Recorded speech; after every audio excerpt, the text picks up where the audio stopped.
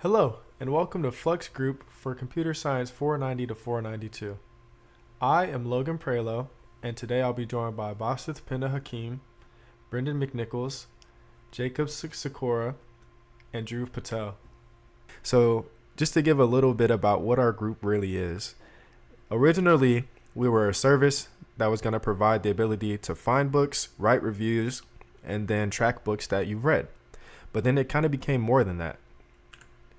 Now, why did it become more than that? I personally am an avid reader, and I was running into a problem where I was kind of struggling to share books with my friends in a fun and meaningful way. And so, really, this is for readers who have trouble in reading books and having fun and sharing their experiences with friends. So, what we want to do is give readers a platform where sharing and discovering books is actually enjoyable and sociable. And we did that by allowing a follower system while also adding in gamification. So what exactly is our goal, though? What was our end goal? It was just to create an online library where readers can save their books to custom read lists, share them with friends, and then compete with fun gamification features. Thank you very much. My name is Basit. Let's talk about the goals we have for the Flux book app. So the idea here for the Flux book app is to be able to have a website that's available for everyone in the book communities who wants to be a part of a book community, anyone who's into books, who wants to interact with like-minded bookworms, or even for anyone who just got into books, who's just getting started. We want them to all to be a part of the community. So this is like our central hub for book communities. So we want to make it easy and accessible for them to be able to find books. It could be a book they know of, that they're interested in, that's their favorite, that they want to look into, or perhaps just for the curiosity, they just want to look up a new book. They can find that book easily, that either that particular book, or find like a whole bunch of results that is close to that book, either in their genre, the storyline, even author, where you get to have an opportunity to explore different books, to be able to see all kinds of books that you're into, try out new things, and to help you be able to track the books you like, or books you want to add. We have favorites and read lists. So favorites is a great way to be able to add the books you like the most, that are your favorites, that you enjoy reading. And of course, you get to create read lists where you get to add books that you want to read or that you're looking to read. They could be based off a genre, author, story, whatever it could be you into. You get to create a list of that to help you track it, and to further help you in tracking those books, you get reading status, which means you get to update those reading status on if you're just getting started, if you haven't started yet, if you're in the middle of reading a book, or even if you just completed a book. You get to have that tracking. That way you get to see what books you haven't started on, that you're still reading, or you have completed. And you also get to share your feedback by ratings and comments, where you get to talk about how you feel about these books, what you like about it most, what's the greatest thing about the book, what's the best thing about it, how's it your favorite.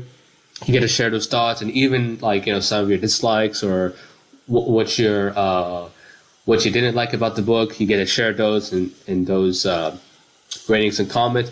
And you can also set goals by joining and create challenges. One of the challenges we have available on this web app is a summer challenge, where you get to take part in a challenge that's seasonal during the summer. It starts in June, ends in August, and you get to either explore new genres, or you get to max out the books you can read, and set the standard and set the goals you want, break a new record. And you can even create challenges based on genre, based on the author, story.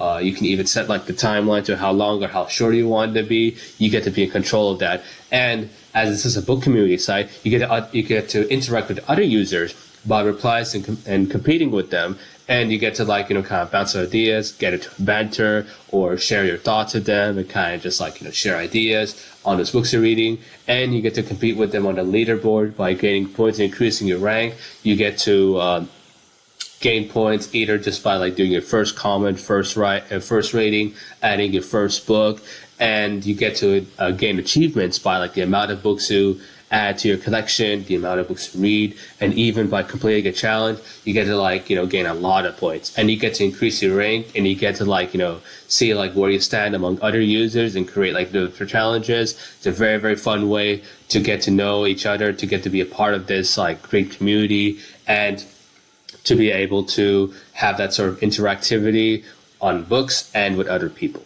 Now on to technologies. Hi, my name is Jacob Sikora, and I will be talking about the technology stack that our web app uses.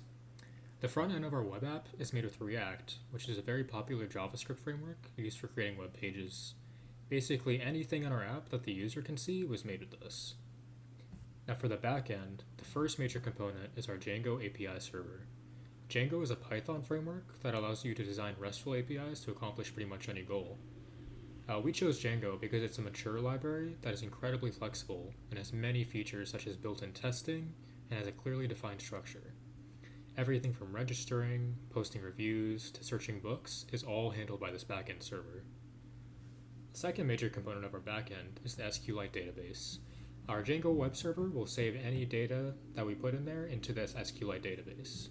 And we chose SQLite due to its ease of use and simplicity, as the data that we handle with our app is not overly complex and doesn't require more advanced features that other database software provides. Now, for serving the web pages to users, we use the Caddy web server and reverse proxy. It was chosen due to its performance, flexibility, and ease of use. The web server will send the pages to the users and allow access through our domain. And finally, our hosting provider of choice was Oracle's cloud compute platform. We chose Oracle due to their very generous free offering, which covers all of the compute power, storage, and network capacity that our app will need. All of our software, such as the React pages themselves, the Python backend server, and the SQLite database, are all run on this platform. Hi, my name is Dhruv, and this is the technology that has worked well for us, as well as the technology that has not worked as well. The technology that's worked well for us has mainly been Axios and Lucid React. Axios was really great and simple for handling stuff like API calls and making HTTP requests. And it really helped smoothen the integration for the Google Books API into our app, as well as just page-to-page contact that that would happen in the app. Another technology that's worked really well for us is Lucid React. That's mainly extremely helpful for creating icons and UI elements for the site, as you'll see later on. It really simplified a lot of the process and made it so that our website looks a lot better than um, we could have done on our own without it. Some of the technology that did not work well for us, however, was the Google Books API, and that's mainly because it's just an extremely expansive API. Since it is owned and operated by Google, it's an API that spans the entire world, which meant we had to deal with a lot of issues regarding image sizing, a bunch of entries of the same book, as well as multiple editions of the same body of work published throughout time.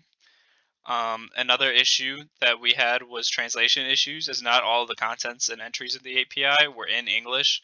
So that was another hurdle that we had to look at as well. Alright, thanks Drew. I'm Brendan. I'm going to be doing the final demo for the web app.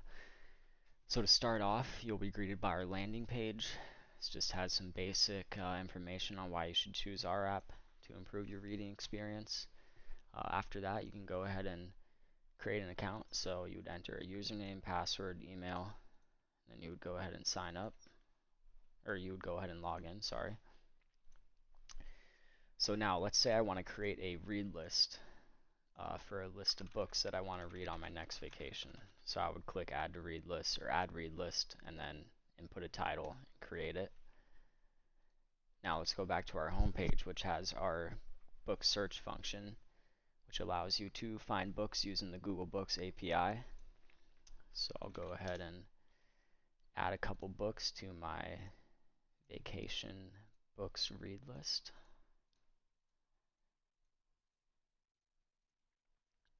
And now let's navigate back to the read list. And here we can see all 5 books that we just added. Now let's say we want to actually look at the details, like the description of the book. So here we can click on the title and it takes us to the book details page. This displays the description as well as all the other information that it previously showed, like the title, author, published year, and the genre. You can also update the reading status, but since we've already done that for this book, let's go ahead and do it for this one. Whenever you do that, you'll gain 10 points. We also have the ability to rate books, and it also displays the average rating calculated by all the reviews on the web app for that particular book. So I'll go ahead and give it 5 stars. That also gives you points towards your level, which I'll go over in just a little bit. And you can also leave a review. And if you'd like, you can edit the review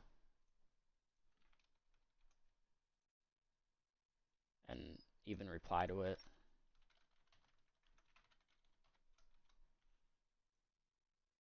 And if you change your mind, you can go ahead and delete it as well.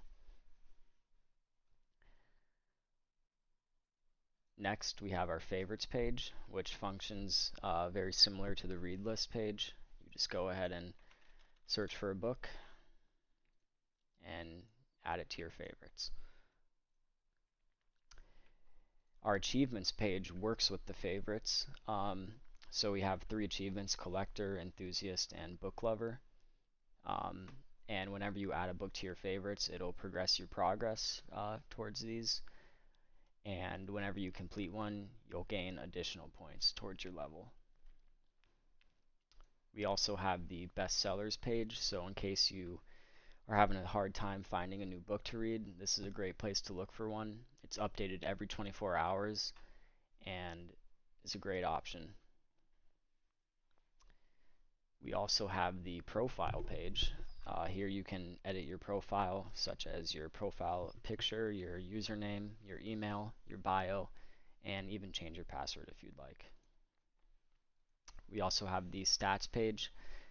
This displays the books that you have marked as finished reading on the book details page. So if you'd like to view all those, you can click books read, and here it displays all of those. It also displays the number of achievements that you've earned and your recent reviews. And even from the recent reviews page, you can click on the title and edit your review if you'd like, or change your rating, or even change the reading status too. We also have the achievements displayed on the profile page and the challenges. It also has the follower and the following count feature, and it also displays the number of points that you need to get to the next level. On the Find Users page, you can search for a user and give them a follow if you'd like. You can also go to their profile and view their recent reviews and their level. And if you don't like them anymore, you can unfollow them. We also have the challenges page. This has available challenges, expired challenges, completed, upcoming, and active challenges. This works with the finished book feature. So whenever you mark a book as finished, it'll update your progress. You can even create a new challenge if you'd like. We also have the leaderboard feature. This allows you to see all of the users on the app who have been registered. It displays their level, their points, the number of achievements they've earned, and then the ranking system is determined by whoever has the most points. And it's shown in descending order. On the read list page, you can also share read lists with other users. So let's say we want to do that. I'll go ahead and type in test, click share. And now we'll navigate over to that user's profile, go to read lists, and we can see the favorites, which was shared by the previous user we were logged in as. And you can see all the books that they added to that read list. We also have the dark mode. So in case you're looking for something a little bit easier on the eyes, this is a great feature. And I believe that is about it. Thank you so much.